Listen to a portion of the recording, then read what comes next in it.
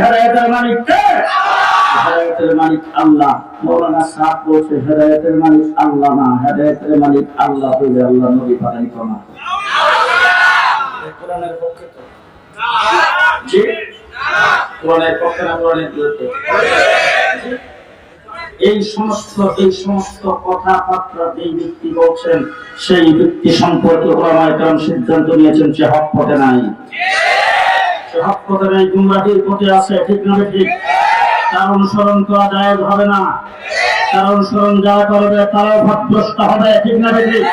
সুতরাং পথভ্রষ্ট কোন লোকের তাবলীগ কাকরাইল মসজিদে চলতে পারে না, পথভ্রষ্ট কোন লোকের তাবলীগ জামাত কোন মসজিদে চলতে পারে না, পথভ্রষ্ট কোন লোকের তাবলীগ ইসলাম বাংলার জমিনে কাকরাইল টঙ্গীর মাঝে হতে পারে না।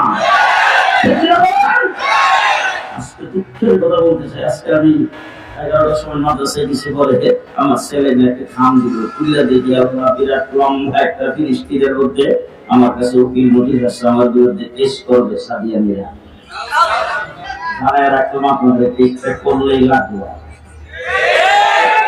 চেষ্টা করলে মজা হবে, খেলা লম্ব। কথা বুঝে আসছে? গতকাল জুমার নামাজের সময় অনেক বকওয়াজ করেছেন, অনেক মিথ্যাচার করেছেন, অনেক কিছু বলেছেন। এই সমস্ত মিথ্যাচারী করবেন, আপনারা লক্ষ লক্ষ মানুষ জমা করে নিয়ে আসবেন। কালকে কাকরাইল মসজিদে আসছেন, আর কাকরাইল মসজিদে যাদেরকে নিয়ে আসছেন যদি আমরা এতটুকু যদি বলতাম একটাও খাইত না, সামনে একটাও সামনে খাইত না। গত 5 তারিখে 24 ঘন্টার নোটিশে যদি 10 লক্ষ মানুষ সরোয়ার্দী উদ্যান জমা হইতে পারে, যদি বাড়াবাড়ি করবা বাংলাদেশে কাহারো কাহারো কাহারো চলাফেরার মতো কোনো রাস্তা থাকবে না। সৃষ্টি করতে চাই না। মাওলানা সাহেব শুধু একটা কথা বলবেন, আজকে রাত্র এখন বাজে 9টা, এই মুহূর্তে যদি মাওলানা সাহেব পৃথিবীর যেখানেই থাকে মিডিয়াকে বলবেন আমি আমির হতে চাই না, মুরব্বী ওলামায়ে কেরাম পরামর্শ করে তাবলীগ চলার ব্যাপারে যে সিদ্ধান্ত করবেন আমি তা মেনে নেব। একটা কথার কারণে গোটা পৃথিবীর ফেতনা বন্ধ হয়ে যাবে। এই কথাটা যেই ব্যক্তি তার মুখ থেকে বের হয় না সেই ব্যক্তি নিজে স্বঘোষিত আমির, স্বঘোষিত আমির ইসলাম কবুল করে না। ঠিক না ঠিক? ঠিক না ঠিক? শেষ কথা আপনাদেরকে বলবো, গত 15 বছর আমরা করেছি আমাদেরকে বাইতুল মুকাররমের সামনে মিছিল কইরা মানববন্ধন কইরা প্রেস ক্লাবের সামনে মানববন্ধন করে একা করে বলছে আমরা কি রাজাকার, আমরা পাকিস্তানি, আমরা হেফাজতি, আমরা মৌলবাদী, আমরা সরকার বিরোধী। আর সরকারের যে আমরা সব আপনাদের লগে আছি। যেইখানে সরকারের পরিবর্তন হইল, এখন যে অন্তর্বর্তীকালীন সরকারে বলতেছে এরা ছিল আওয়ামী লীগের লোক, আমরা পেলাম কত রূপ পাল্টাই। দেখেন কত রূপ পাল্টাই। 15 বছর আওয়ামী লীগের বিরুদ্ধে রক্ত আমরা দিয়েছি, তোমাদের কাউকে তুলসিয়া পানি সালাম দেওয়া পাওয়া যায় নাই। বলেন।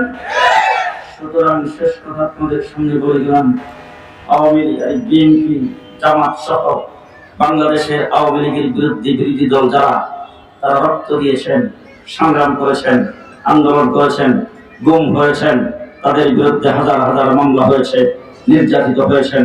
আমরা অস্বীকার করি না, সবগুলির ব্যাপারে আমরা দুঃখিত এবং সমস্ত নির্যাতনের বিচার আমরা চাই। তবে বুকের হাত দিয়ে আপনারা বলবেন যত নির্যাতন যত মানুষের উপর হয়েছে সমস্ত নির্যাতনকে এক পাল্লায় উঠাইলে শাপলা চত্বরের এক রাত্রির সমান হবে না।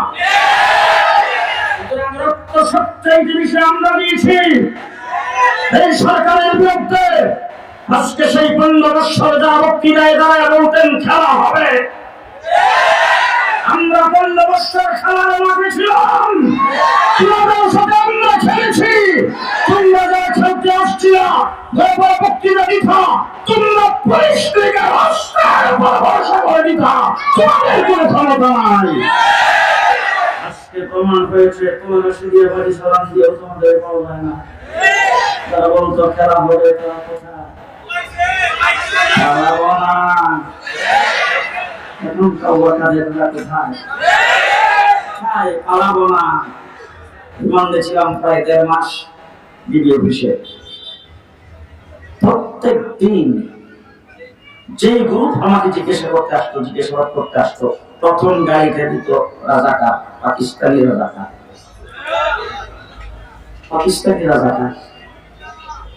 আমি ইউরোপ, আমেরিকা, ইংল্যান্ড, কানাডা, পশ্চিমা দুনিয়া, মিডল ইস্টের সব রাষ্ট্র সফর করেছি, প্রত্যেক বছর যাই, কিন্তু পাকিস্তানি একদিনের জন্য যাইনি। সামনে কোনোদিন যাবো কিনা সেটাও সন্দেহ। আর পাকিস্তান আমাদের রাষ্ট্রের বর্ডারের সাথে তাদের কোনো বর্ডার নাই, সুতরাং লাভ দিয়ে সেখানে চলে যাওয়ার মতো কোনো অবস্থা আমাদের নাই। সুতরাং তোমরা যারা পাকিস্তানি রাজাকার, আমাদেরকে বলতে তোমরা আজকে কোথায়?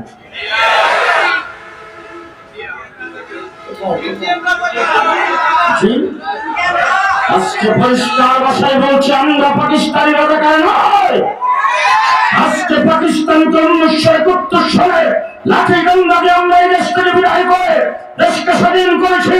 পাকিস্তান যদি আমাদের বাংলাদেশের দিকে চোখ রাঙায় পাঠায়, তাদের চোখ আমরা খুলে ফেলবো। এই দেশ কোনদিন পাকিস্তান হবে না। তবে আজকে পরিষ্কার ভাষায় বলে যাচ্ছি, তোমরা যারা আমাদেরকে পাকিস্তানি রাজাকার বলগান দিয়েছ, তোমরা ভারতীয় রাজাকার, তোমরা ভারতীয় রাজাকার।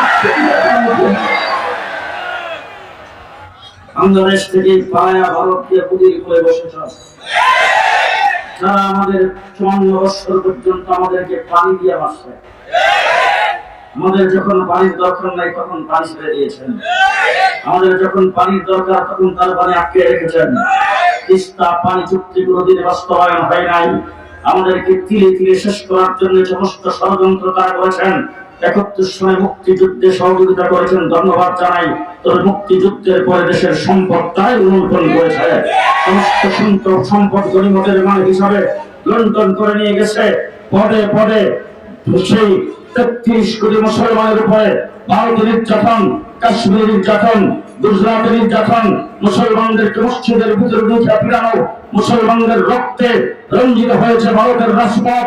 শুধু তাই নয়, আমার নবী মুহাম্মদ রাসূলুল্লাহ সাল্লাল্লাহু আলাইহি ওয়াসাল্লাম সম্পর্কে ভারতে কটূক্তি করেছেন, তার কোনো বিচার করে নাই। বরঞ্চ সরকার পরোক্ষভাবে তাদের সহযোগিতা এবং তাদেরকে সমর্থন দিয়েছেন। সেই ভারতের পুরো বসে বাংলাদেশের বিরুদ্ধে ষড়যন্ত্র করবে, যারা 2024-এর 5 আগস্টে আন্দোলন করে নতুন স্বাধীনতা অর্জন করেছি। আমরা মরে যাই নাই।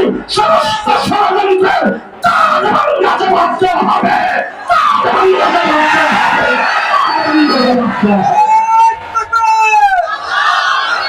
আপনাদেরকে শেষ করে বলে যাচ্ছে, আমাদের অন্তর্বর্তীকালীন সরকার বর্তমান সাদিয়ানিরা এই সরকারকে বিপদে ফেলার চেষ্টা চালিয়ে যাচ্ছেন।